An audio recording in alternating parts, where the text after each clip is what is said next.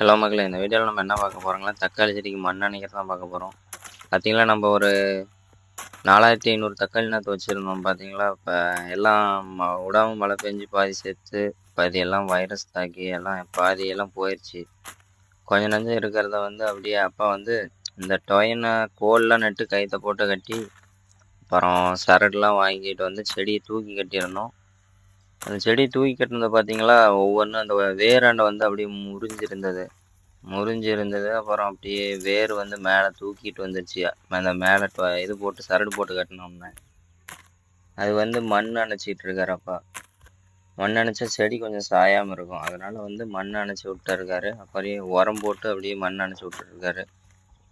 அப்பயும் பார்த்தீங்களா, நிறைய செடி பெருசாயுமே வைரஸ் தாக்கிட்டு இருக்கு.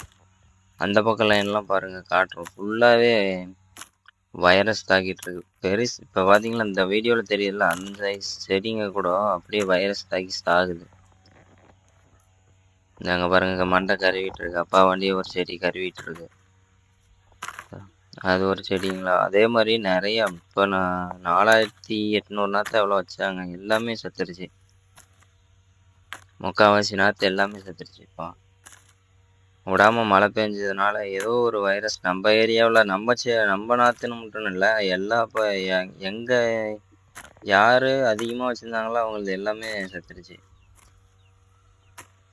தக்காளினால இந்த வருஷம் ஃபுல்லாக நஷ்டம் தான் ஏற்பட்டுருக்குது எல்லாத்துக்குமே.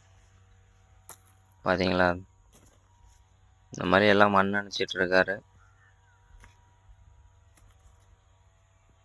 இந்த மாதிரி மண் அணைச்சி இந்த மாதிரி கட்டினது தான் அந்த முறிஞ்சிருக்கிறதெல்லாம் சேர்த்து கட்டிகிட்டு இருக்காரு. அவ்வளோதான். நெக்ஸ்ட் வீடியோவில் பார்க்குவோம் நண்பா. மறக்காமல் சப்ஸ்கிரைப் பண்ணி